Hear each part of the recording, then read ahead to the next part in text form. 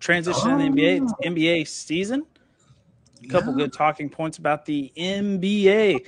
So New York announced today that they could lift the vaccine requirement, which would open the door for Kyrie Irving to play home games in New York.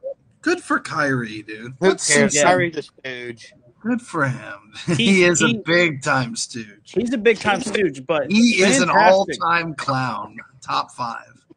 This is huge. This means Kyrie basically won. I think he's forcing the mayor's hand because it would bring a lot of money. No power. He has no power, dude. No way. The Nets are favored to win the NBA championship. Like, weirdly, they're still favored after they're barely 500, and they're favored to win the NBA championship. That's a clown franchise, dude.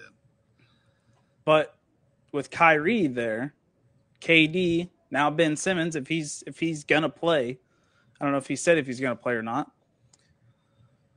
That could bring a lot of money to that New York area, they've been going forced. Huh?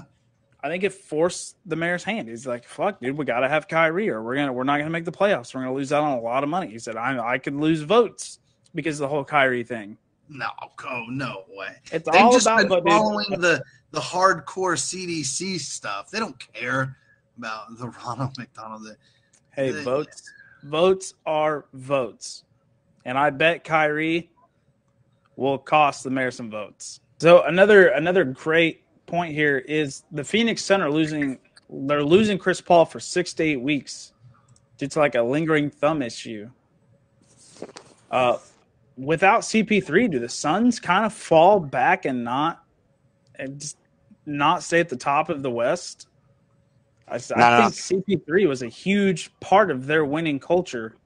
I mean, he literally showed up there and flipped that fucking script around faster than a lot of teams I've seen. He helped Oklahoma City get into the playoffs. CP3 is that culture, and without him there, I don't see them holding the number 1 seed in the West. I think they'll give it up to the Warriors or the Grizzlies now. Now, Cameron Payne's going to hold that fork down. Devin Booker is an absolute monster. He's going to help hold it down. The Suns will be okay. I think this is just a tactic to get Chris Paul rest because that's going to be right before playoffs. He's going to have a full 2 months of rest under his belt. He's going to be good to go for the playoffs because last year he got injured. He had to sit out a couple games. Suns kind of struggled.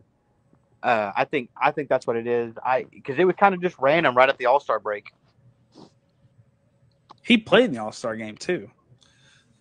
Yeah, I don't think it's like a big time injury.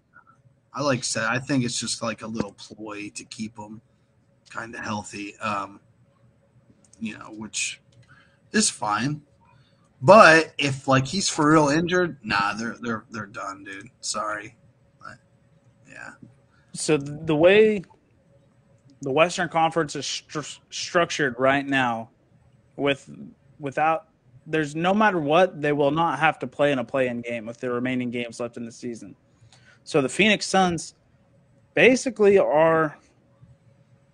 they're locked in without being locked in as a top 6 seed in the Western Conference. So you guys could be onto something. This is the tactic because it doesn't really matter where you stand in the playoffs as long as you're in one of the top 6 now.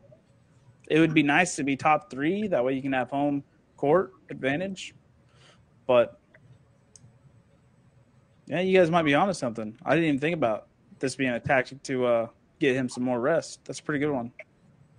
Yeah, dude. You're welcome. It could happen. Well, that's pretty wild. But without him, I don't think they hold the number 1 seed. I think they stay in top 3 potentially. I mean, Utah is 12 games behind them. I don't see them losing enough games to fall down below the 4 seed. But I could see them losing enough games to get Golden State and Memphis to 1 and 2, and then them being the 3 seed going into the playoffs. I think they'll be fine. Devin Booker's on a Devin tear. Booker was a beast before CP3 got there, and it did nothing for him.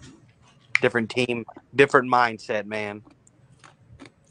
I don't know. We'll have to see if Coach CP3 can do it from the sidelines.